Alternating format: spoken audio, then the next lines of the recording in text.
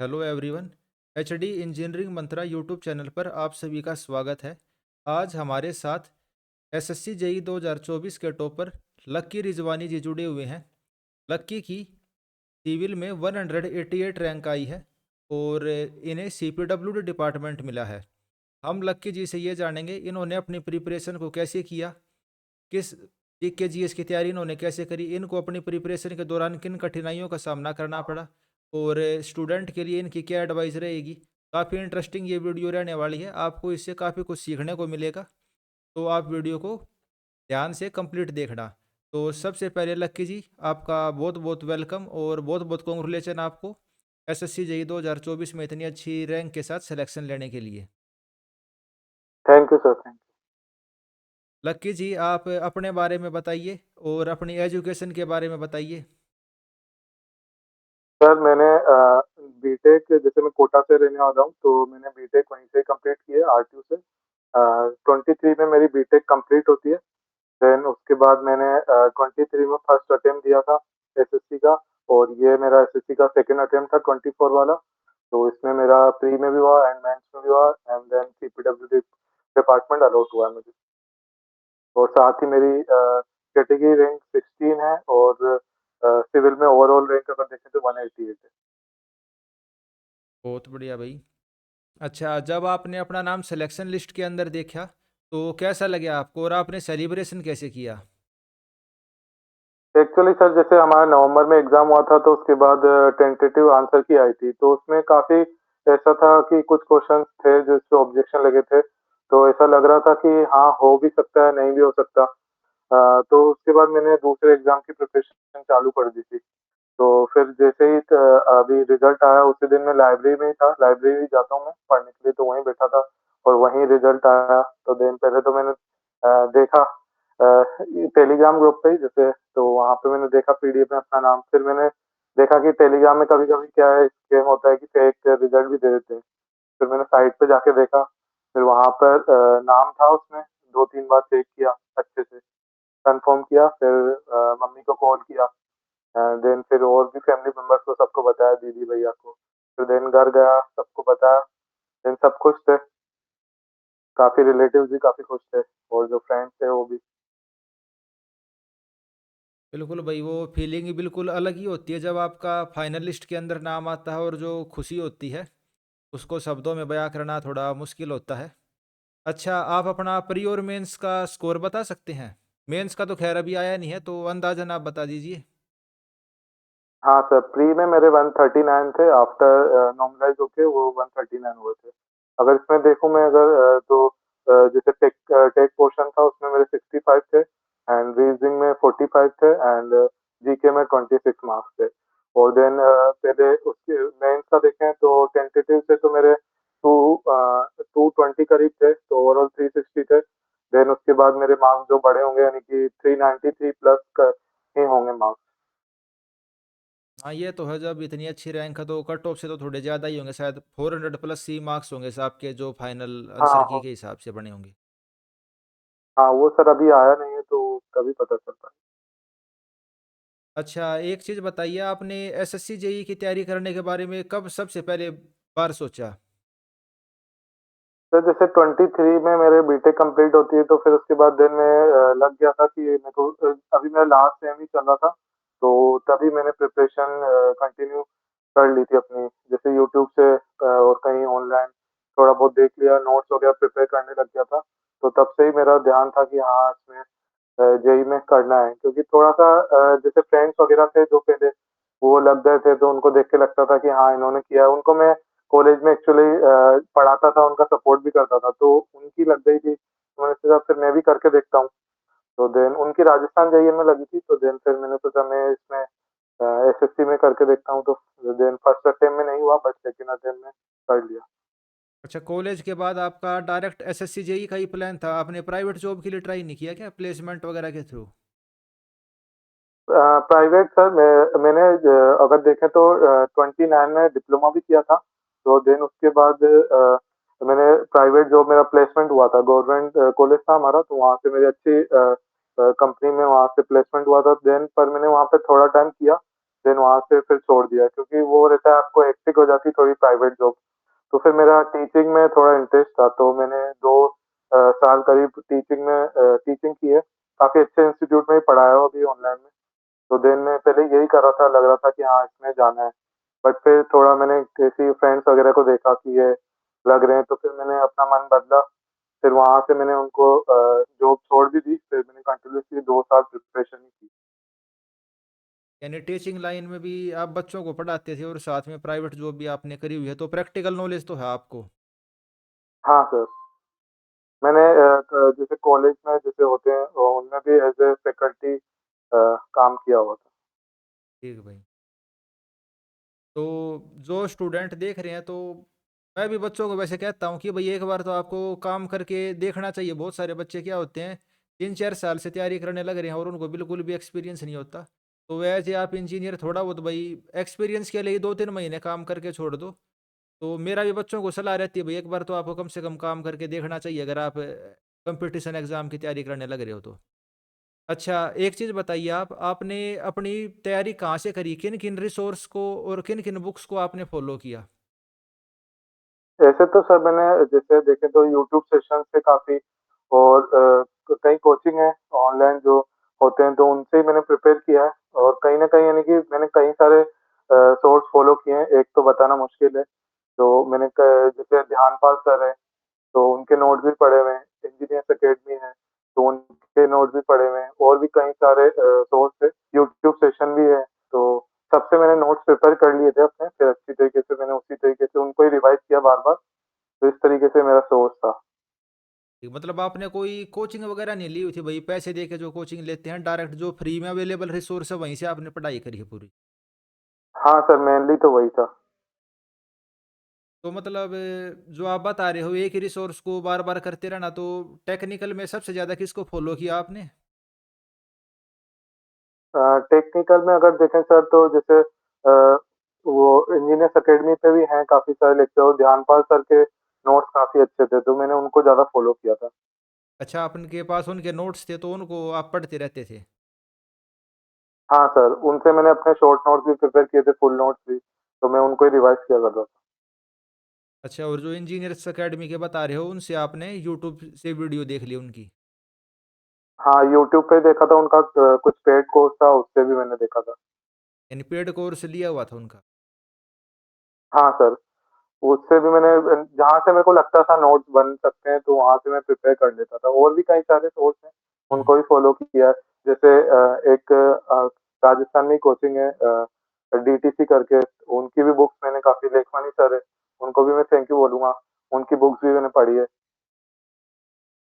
अच्छा भाई, बच्चों का एक इम्पोर्टेंट डाउट रहता है, जो जीके जीएस होती है उनमें उनके बहुत कम नंबर आते हैं, तो उनको जानने की इच्छा रहती है भाई जिन बच्चों का सिलेक्शन हो रखा है भाई कहाँ से पढ़ें, कैसे उसकी तैयारी करनी चाहिए, तो जीके जीएस के बारे में आप बता सकते हैं कैसे तैयारी करें बच्चे? जीके जीएस का सर ये है कि जैसे हमारा प्री में है 50 नंबर की आती है और रीजनिंग भी 50 की है। इतना ही पार्ट अपना टेक्निकल भी कवर करता है, लगभग दोनों का सेम मार्क्स हो गया। तो बिल्कुल। उसपे आपको प्री के लिए तो फोकस करना ही पड़ेगा, तभी आपका यानी कि कहीं न कहीं अच्छे मार्क्स आएँगे। तो अगर आप 25 प्लस भी अगर मार्क्स ला रहे हैं जीके में तो कहीं न कहीं अच्छा स्कोर है।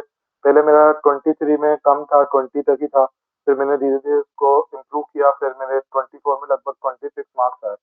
तो इसके लिए तो मैंने यही सोर्स फ़ॉलो किया था पहले अपने प्रॉपर नोट्स बना लिए थे, कहीं से भी आप बना सकते हैं जैसे यूट्यूब सेशन हो सकता है, वहाँ से बना लिए या कहीं आपने टेलीग्राम पे देख लिया।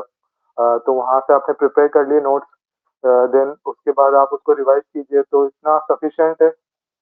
और अगर करंट अफ़ेयर्स की बात करूँ, जैसे करंट अफ़ेयर्स उसमें थोड़ा अच्छा आता है, तो उसमें से मैंने यूट्यूब सेशन से वो भी मैंने वहीं से ही कवर किया और एक बुक आती है, जैसे आप ईयरली बुक खरीद सकते हैं, तो उसको मैंने फ़ॉलो किया था और डे बाय डे मैं उसको रोज़ पढ़ता रहता था। बट करंट अफ़ेयर का ये है कि आपको इतना ज़्यादा उस पे फ़ोकस नहीं करना है। जैसे लास्ट के जो 2 महीने बचे हैं, 3 महीने बचे हैं, तो आप उस पे आप फ़ोकस कर सकते हैं। ठीक, मतलब एक या दो सोर्स आप यूट्यूब से बता सकते हो, मतलब यूट्यूब पे बच्चे इस चैनल को सर्च कर लें या इस टीचर से पढ़ लें, क्योंकि उनको हाँ पता नहीं सर। रहता, क्लैरिटी नहीं रहती, कोई एक दो सोर्स बता दो आप जीके जीएस के लिए। हाँ सर, मैं बिल्कुल वो परमार सर को बहुत थैंक्स दूँगा उनका काफ़ी रोल था इसमें जीके में। तो वहाँ से मैंने कवर किए थे, जैसे बायोलॉजी हो गई, और उनके जो पीवाईक्यू सेशंस थे, वो पीवाईक्यू सेशंस चलाते हैं। जैसे फर्स्ट हो गया, सेकंड, अभी तो मैंने उनका थर्ड जॉइन किया था पीवाईक्यू सेशन, तो उसमें लगभग 50 लेक्चर्स उन्होंने अपलोड किए थे, तो मैंने वो कंटिन्यूअसली देखे, उनको रिवाइज किया, नोट्स नोट्स से लगभग रिवाइज किया, तो उससे काफी मेरे को फायदा मिला, और मेरे इसमें मार्क्स इंप्रूव हुए थे, तो आप उनको फॉलो कर सकते हैं जीके में तो। अच्छा, वो पेड वाला था उनका या फ्री वाला जो आप बता रहे हो 50 वीडियो हैं? नहीं नहीं सर, मैं फ्री वाला ही ज्वाइन किया था तो उनका। जो यूट्यूब पे उन्होंने सीरीज चला रखी है। हाँ हाँ सर, यूट्यूब। अब मैंने भी काफ़ी नाम सुना उनका। तो बच्चे अगर जीके जीएस की तैयारी आप करना चाहते हो तो परमार एसएससी नाम से जो चैनल है उसको आप फॉलो कर सकते हो। अच्छा, और कितना टाइम देते थे आप जीके जीएस को अपनी तैयारी के दौरान?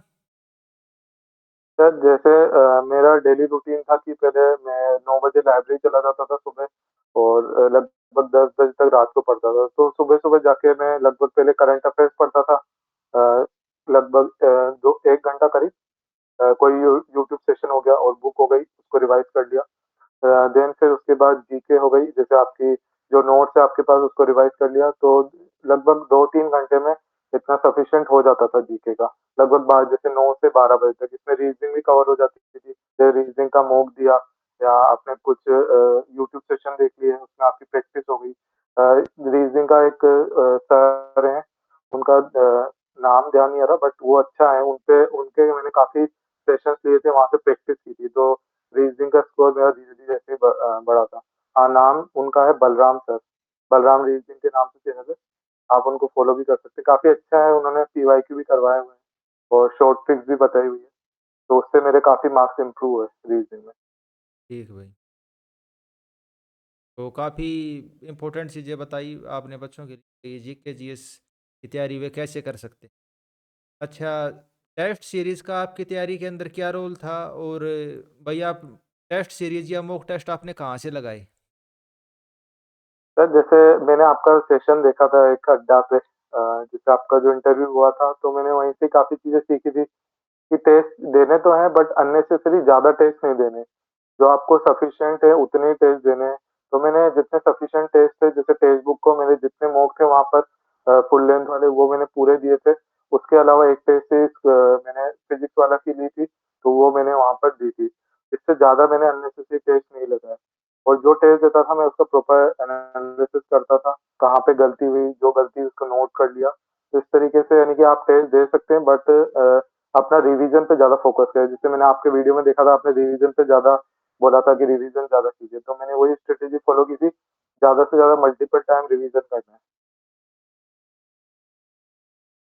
ये भी सही चीज़, मतलब बहुत इंपॉर्टेंट चीज़ बताई आपने बच्चों के लिए। भाई टेस्ट सीरीज ज़रूरी तो है, लेकिन उसको मतलब इतनी प्रायोरिटी भी नहीं देनी। कभी कभी टेस्ट सीरीज लगा लिए देखने के लिए भाई तैयारी कितनी हो रखी है अपनी, और रिवीजन पे ज़्यादा फोकस करो आप। Yes sir. अच्छा, एक चीज़ बताइए, जो ट्रिकी सब्जेक्ट होते हैं या मुश्किल सब्जेक्ट होते हैं, जैसे कि थ्योरी ऑफ स्ट्रक्चर हो गया, हाइड्रोलिक मशीन हो गई, यानी जिनसे क्वेश्चन थोड़े से कम आते हैं और थोड़े मुश्किल होते हैं, या सिविल से रिलेटेड कम होते हैं जो बाकी सब्जेक्ट हैं, तो उनकी तैयारी आपने कैसे करी? थोड़ा-सा जैसे थ्योरी ऑफ स्ट्रक्चर से इससे क्वेश्चन कम देखने को ही मिलते हैं, और हाइड्रोलिक मशीन हो गई, तो इन पे अगर आप ज़्यादा फ़ोकस नहीं करें तो वो भी सही है, बट आप धीरे-धीरे उनको पढ़ सकते हैं। अगर जैसे मेरा थोड़ा थ्योरी ऑफ स्ट्रक्चर वीक था थोड़ा, तो डे बाय डे मैंने इसको जो क्वेश्चन्स होते थे कहीं न कहीं यूट्यूब सेशन से देख लिए, या क कोई बुक हो गई, तो मैं उनसे प्रैक्टिस करता रहता था, तो एट लास्ट मेरी थोड़ी-सी कमांड हो गई थी, और तो यानी कि अच्छे तरीके से क्वेश्चन सॉल्व होने लग गए थे। तो बट आपको प्रायोरिटी पे वही सब्जेक्ट रखने हैं जिससे ज़्यादा क्वेश्चंस आते हैं, जैसे बीएमसी हो गया, सोइल हो गया, आरसीसी हो गया, स्ट्रेंथ ऑफ मटेरियल हो गया, तो और जैसे एनवायरनमेंट इंजीनियरिंग हो गई, तो इनसे आप क्वेश्चन ज़्यादा देखने को मिलेंगे। तो पहले आप इनको कवर कीजिए, देन आप उस पे जाइए।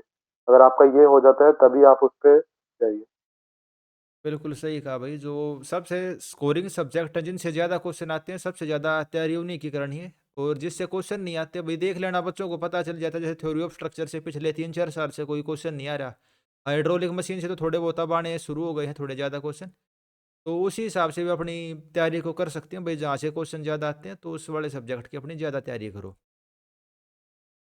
अच्छा, आप जो एसएससी जेई एग्ज़ाम होता है, उसके अंदर टाइम हमें बहुत कम मिलता है, जैसे कि 2 घंटे का एग्जाम होता है, प्री की बात कर लें, और 200 क्वेश्चन होते हैं, तो टाइम मैनेजमेंट कैसे किया आपने? प्री में सर टाइम मैनेजमेंट का बहुत ज़्यादा रोल है, क्योंकि वहाँ पर आपके 200 क्वेश्चंस हैं और फिर वहाँ पर आपको 2 ही घंटे हैं। तो इसके लिए आपको कहीं न कहीं टेस्ट देने पड़ेंगे, तो तभी आपकी वहाँ पर स्पीड आएगी।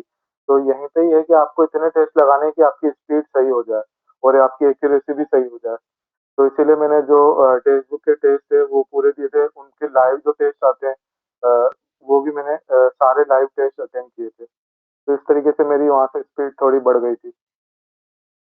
हाँ, तो बच्चों को मैं भी कहता हूँ, भाई आप टेक्स्ट बुक की से टेस्ट लगा सकते हो, ज़्यादातर जो सिलेक्टेड बच्चे होते हैं उसी का नाम सजेस्ट करते हैं। तो बढ़िया रहता है, फ्री वाले भी लगा सकते हो, आपको प्रैक्टिस करनी है, पेड वाले भी कर सकते हो, दोनों ऑप्शन अवेलेबल है। आज के दिन तो कोई ये कह ही नहीं सकता कि सर फाइनेंशियल कंडीशन की वजह से भाई मेरी तैयारी अच्छे से नहीं हो पा रही। अच्छा, एक चीज़ बताइए, एसएससी जेई एग्ज़ाम की ही तैयारी करनी है आपको, या फिर एसएससी जेई में सीपीडब्ल्यूडी डिपार्टमेंट लेना है आपको? तो क्या मोटिवेशन था आपका कि भई आपने एसएससी जेई एग्ज़ाम ही दिया, या इसमें सिलेक्शन लेने के लिए क्या चीज़ आपको मोटिवेट करती थी? सर जैसे मेरा 23 में मेंस में नहीं हुआ था, तो फिर मेरे को लग रहा था कि कहीं न कहीं पोटेंशियल तो है, कर लेंगे। तो और वहाँ पे दिखता था कि काफ़ी सारे पॉडकास्ट हो रहे हैं, तो वहाँ से काफ़ी मोटिवेशन मिलता था। जैसे आपका भी देखा था कि यहाँ पर आना है, तो इससे मोटिवेशन काफ़ी मिला, तो लगा कि हाँ, सीपीडब्ल्यूडी लेना है। कहीं न कहीं सब बच्चों का ड्रीम तो वही होता है कि ये डिपार्टमेंट हमें लेना है, बट अगर आपको नहीं भी मिलता तो कोई बात नहीं, आप कर सकते हैं प्रिपरेशन और ले सकते हैं। बिल्कुल भाई। तो जैसे कि आपने बताया भाई, मेरी भी वीडियो देखी आपने, तो बच्चे इस चैनल को सब्सक्राइब भी कर सकते हैं, और जो मेरी प्रीवियस ईयर क्वेश्चन वाली सीरीज़ है उसको भी देख सकते हैं भाई, पेपर को कैसे अटेम्प्ट करना है। तो आपने सब्सक्राइब नहीं करा है और यहाँ तक पहुँचे हो, तो आप चैनल को सब्सक्राइब कर लेना। अच्छा, एक चीज़ बताइए, जब एक्चुअल एग्ज़ाम में जब आप एग्ज़ाम देने लग रहे थे, तो बहुत बार ऐसे क्वेश्चन आते हैं जो आपने पहले कभी देख ही नहीं रखे, मुश्किल क्वेश्चन आ जाते हैं, तो उस टाइम आपने उनको कैसे हैंडल किया? क्या अप्रोच थी आपकी? जैसे सर ये सिनेरियो तो वहाँ पे भी जैसे हम मॉक लगाते हैं तो वहाँ पे भी बनता है ये कहीं न कहीं। तो वहीं से आपकी प्रैक्टिस होगी ऐसे क्वेश्चन्स को हैंडल करना। तो पहले आप वही क्वेश्चन कीजिए जो आपको आ रहे हैं, फिर उसके बाद जो टाइम बचे तो उसपे आप देख लीजिए, अगर आपको आ रहे हैं तो ठीक है, नहीं तो आप स्किप भी कर सकते हैं। बट आपका अटेम्प्ट इतना रखना है कि सफिशिएंट हमारे नंबर आएँ। कुछ बच्चे होते हैं जो यानी कि छोड़ देते हैं ज़्यादा से कम अटेम्प्ट के चक्कर में, फिर मार्क्स भी इतने नहीं आ पाते। तो इसीलिए तो अगर अगर आप मॉक देते हैं, मॉक से वहाँ से वो ये भी बेनिफिट है कि आपको कहीं न कहीं वहाँ से ये चीज़ें सीखने को ही मिलती है, कि कौन-सा क्वेश्चन हमें करना है और कौन-सा क्वेश्चन छोड़ना है। तो बिल्कुल मॉक टेस्ट की भी काफ़ी ज़्यादा इम्पोर्टेंस है तैयारी के अंदर। अच्छा, एग्ज़ाम प्रिपरेशन के दौरान आपके ऊपर प्रेशर भी होता होगा कि भई इस बार तो एग्ज़ाम क्लियर करना ही करना है। तनाव में भी मतलब थोड़ा-सा माइंड में स्ट्रेस भी आता होगा कि यार अब की बार नहीं हुआ तो क्या होगा? तो जो प्रेशर होता है, या फिर जो फीलिंग आती है कि चल यार छोड़ देते हैं, वो हमसे होगा, नहीं होगा, तो उस चीज़ को आपने कैसे ओवरकम किया? सर जैसे मैंने 23 में जैसे मैंने दिया था तो उसमें नहीं हुआ, तो कहीं न कहीं ऐसा लगता है कि अब नहीं हो रहा हमारा, तो डिमोटिवेट तो फ़ील करते हैं। बट मैंने इसको एज़ ए मोटिवेशन लिया कि कहीं न कहीं 1 साल और दे के देखते हैं, सिलेक्शन लेना ही। तो मेरी थोड़ी फैमिली की फाइनेंशियल कंडीशन इतनी ठीक नहीं थी, तो प्रेशर कहीं न कहीं रहता है कि आपको निकालना ही है। तो अब उस प्रेशर को हैंडल करना सीखना पड़ता है कहीं न कहीं। तो इसके लिए आप फैमिली से ही बात कर सकते हैं। जैसे मेरी मदर है, वो काफ़ी सपोर्टिव हैं, और भी फैमिली में दीदी और भैया हैं, तो उनसे भी बात कर लिया करता था। तो मैंने उनसे 2 साल माँगे थे, तो फर्स्ट अटेम्प्ट में नहीं हुआ, बट सेकंड को में मेरे को लग रहा था हो जाएगा। तो मैं होता था डिमोटिवेट, बट उसको एज़ ए मोटिवेशन ही लिया, और कहीं न कहीं फिर उससे आपको अच्छा रिज़ल्ट ही देखने को मिलता है। अच्छा भाई, एक क्वेश्चन और था। आजकल जैसे सोशल मीडिया आई हुई है, इंस्टाग्राम हो गई, फेसबुक हो गई, तो इनका भी बच्चों के अंदर काफ़ी डिस्ट्रैक्शन होता है। आपने भी देखा होगा भाई, आप चलाते भी होगे इंस्टाग्राम, फेसबुक वगैरह, इनमें से कोई ना कोई ऐप। तो सोशल मीडिया का जो डिस्ट्रैक्शन होता है, और मोबाइल फ़ोन का जो बहुत ज़्यादा यूज़ करते हैं बच्चे, तो उस वाली सिचुएशन को कैसे हैंडल किया जाए? बच्चे कैसे इसको इससे बच सकते हैं भाई, मोबाइल फ़ोन में और सोशल मीडिया का जो जाल होता है उसमें फँसने से? सर जैसे अगर मैं देखूँ तो अगर आपका प्रिपरेशन के दौरान कोई बेस्ट अगर आपका कंपेनियन हो सकता है तो वो आपका मोबाइल है। जैसे काफ़ी टॉपर्स का सुना था कि आप मोबाइल से दूरी बना लो, बट मेरे केस में उल्टा था कि मैं मोबाइल से यानी कि जैसे यूट्यूब सेशन हो गए और जो शॉर्ट नोट्स होते हैं उनकी पीडीएफ मैंने मोबाइल में ही ले रखी थी। और आपको कोई सोशल मीडिया से दूर होने की ज़रूरत नहीं है। ये ऐज़ ए अगर आप प्रिपरेशन को देखें तो आप ईज़ी वे में इसको लें, अगर जितना ज़्यादा कॉम्प्लिकेटेड बनाएँगे तो उतना ही आपको टफ लगेगा। तो सब तरफ से अगर आप कट जाएँगे तो फिर आपको डिमोटिवेशन और सब फ़ील होगा। तो ऐसा कोई ज़रूरत नहीं है, अगर आप ईज़ी वे में चलते हैं तो आपका 100% सिलेक्शन होगा। बस आप प्रॉपर स्ट्रैटेजी को फ़ॉलो कीजिए। तो मेरे केस में जैसे टेलीग्राम था तो मैं उसका काफ़ी यूज़ करता था। मेरे काफ़ी फ्रेंड्स थे टेलीग्राम पे, तो उन्होंने जो टॉपर्स थे हम, तो उन्होंने एक ग्रुप बनाया हुआ था टेस्ट सीरीज़ के नाम से। तो उनमें लगभग 18 मेंबर्स थे, उनको मैं थैंक्स बोलूँगा। उन 18 मेंबर्स में से हमारे 6 मेंबर्स का सिलेक्शन भी हो गया, तो काफ़ी अच्छा लगा। उसमें से यानी कि 4 को सीपीडब्ल्यूडी मिला है और 1 को एमईएस मिला है और 1 को बीआरओ मिला है।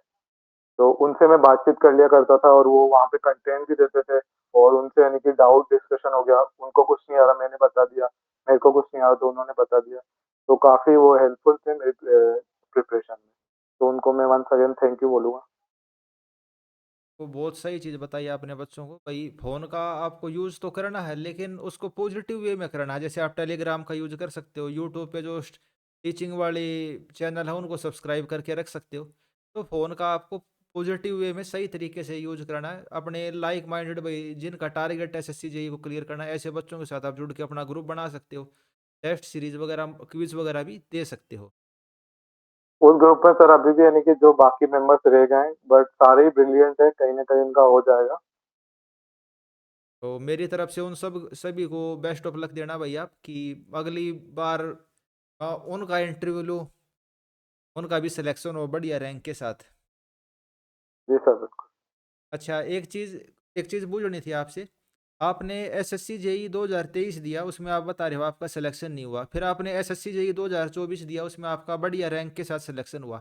तो ऐसी क्या गलती थी भाई आपके हिसाब से, आपको वो गलती आपने सुधार करा 2024 के अंदर जिसकी वजह से आपका सिलेक्शन हुआ? सर जैसे मेरा प्री का एग्ज़ाम था 23 में, तो उससे जस्ट पहले मैं अपने नोट्स ही प्रिपेयर कर रहा था। काफ़ी सारे यानी 2-3 सब्जेक्ट ऐसे थे जो मेरे छूटे हुए थे, अभी मैंने नोट्स प्रिपेयर नहीं किए थे। तो उसके बाद फिर मैंने प्री दिया तो बट हो गया उसमें प्री में मेरा और अच्छा स्कोर भी था। बट फिर मैंने वहाँ से एक चीज़ सीखी कि अगर आपको अगर किसी भी एग्ज़ाम को क्रैक करना है तो प्रॉपर स्ट्रैटेजी को फ़ॉलो करना पड़ेगा। तो पहले मैंने अपने नोट्स प्रिपेयर कर लिए, फिर मैंने उनको रिवाइज़ किया, पीवाईक्यू लगाया, पीवाईक्यू का तो काफ़ी इम्पोर्टेंट रोल है। फिर उसके बाद मैंने मॉक्स पे आया, जैसे सब्जेक्ट वाइज़ हो गए, फिर उसके बाद फुल लेंथ दिए। तो धीरे-धीरे जो ये आपका डे बाय डे जैसे आप इसको इम्प्रूव करते जाएँगे, आपको खुद ब खुद समझ में आ जाएगा कि किस तरीके से हमें स्ट्रैटेजी बनानी है, किस तरीके से सलेक्शन लेना है। तो इस तरीके से मैंने फ़ॉलो किया। तो भाई आपने काफ़ी इम्पोर्टेंट चीज़ें बताई बच्चों को। अगर वे आपकी बातों को फॉलो करेंगे तो ज़रूर उनको हेल्प मिलेगी अपनी प्रिपरेशन के दौरान। अच्छा, कोई फाइनल वर्ड ऑफ मोटिवेशन या भाई कोई टिप्स या गाइडेंस आप जो फ्यूचर एसएससी जेई एस्पिरेंट को देना चाहते हो कि भाई इस एक चीज़ का भी बहुत ज़्यादा ध्यान रखें? यस सर, बिल्कुल ये जो एसएससी जेईई का एग्ज़ाम है बिल्कुल सर इतना टिपिकल नहीं है कि जैसा बोला जाता है काफ़ी, तो इतना नहीं है। बस अगर आप ईज़ी वे में इसको प्रिपेयर करते हैं, अपनी स्ट्रैटेजी को फ़ॉलो करते हैं, तो मैं इसमें बता दूँ आपको, पहले आप अपने प्रॉपर नोट्स बनाइए, फिर उसके कंसेप्ट अपने मजबूत कीजिए, देन उसके बाद आप पीवाईक्यू लगा के देखिए। अगर आपके वहाँ से पीवाईक्यू लग रहे हैं तो आपका 50% काम हो चुका है। देन उसके बाद आप वहाँ से मॉक्स पे जाइए, फिर जो आपको नई चीज़ें सीखने को मिले उसको ऐड ऑन करते जाइए अपने नोट्स में। तो जैसे-जैसे आप उसको अपडेट करेंगे आपको चीज़ें भी सीखने को मिलेगी और आपके नोट्स भी इम्प्रूव होते जाएँगे। देन आपको उसके बाद अगर देखेंगे तो आप उसको शॉर्ट नोट्स बनाइए। जैसे कुछ ल होते हैं टॉपर जो हैंडबुक वगैरह भी फ़ॉलो करते हैं, तो बट मेरे केस में नहीं था। मैंने अपने सारे जो शॉर्ट नोट्स हैं उनको हैंड रिटन प्रिपेयर किया था, उनकी पीडीएफ भी ली हुई थी मोबाइल में। तो जहाँ मेरे को मिलता था, मैं उनको वहाँ पर देख लेता था और उनसे रिवाइज़ करता था। क्योंकि टेक्निकल काफ़ी सारे सब्जेक्ट्स हैं सिविल में, तो आप उनको इतना ज़्यादा बार-बार रिवाइज़ नहीं कर सकते। तो शॉर्ट नोट्स अगर आपके पास होंगे, तो आप उनसे ही रिवाइज़ कर पाएँगे। जैसे आपने 2 सब्जेक्ट पढ़ लिए अभी, फिर उसके बाद आप 2 सब्जेक्ट पढ़ रहे हैं, तो पिछले वाले 2 सब्जेक्ट आप भूलेंगे ही सही। तो उसको रिवाइज़ करने के लिए आपको शॉर्ट नोट्स होने चाहिए ताकि मैं 1 या 2 दिन में उसको अच्छे से वापस से रिवाइज़ कर लूँ। तो शॉर्ट नोट्स का काफ़ी यहाँ पे इम्पोर्टेंस है, तो आप शॉर्ट नोट्स बनाइए। ये आपका एक तरीके से रामबाण है। लक्की जी, अब एसएससी जेई का एग्ज़ाम तो आपने क्लियर कर दिया, सीपीडब्ल्यूडी डिपार्टमेंट भी मिल गया है। अब आगे का क्या टारगेट है आपका? फ्यूचर प्लान्स क्या हैं? सर सर अभी जैसे राजस्थान आईएन का आने वाला है, तो मैं उसकी प्रिपरेशन में लगा हुआ हूँ। अभी सितंबर में एग्ज़ाम है, तो उसकी प्रिपरेशन कर रहा हूँ मैं। अभी देखते हैं जॉइनिंग कब तक मिलेगी, तब तक मैं उसकी प्रिपरेशन कर ही लेता हूँ। बिल्कुल भाई। तो लक्की जी, आपने बच्चों को काफ़ी इम्पोर्टेंट चीज़ें बताई। तो आप बच्चे भी, आप उन सब का ध्यान रखना भाई, कैसे तैयारी करनी चाहिए, क्या क्या मिस्टेक्स वगैरह हम करते हैं, फ़ोन का भाई किस तरीके से हमें यूज़ करना है, मॉक टेस्ट और टेस्ट सीरीज़ का आपने काफ़ी चीज़ें बताई। और आने वाला जो आपका फ्यूचर है भाई, आप राजस्थान एएन की तैयारी करने लग रहे हैं, तो आपके जो आने वाला एग्ज़ाम है उन सभी के लिए हमारी तरफ से बेस्ट ऑफ लक। और आपका सीपीडब्ल्यू डिपार्टमेंट तो दिल्ली में मिलना होगा आपसे, तो दिल्ली में मिलते हैं आपसे, और आपके फ्यूचर के लिए बेस्ट ऑफ लक।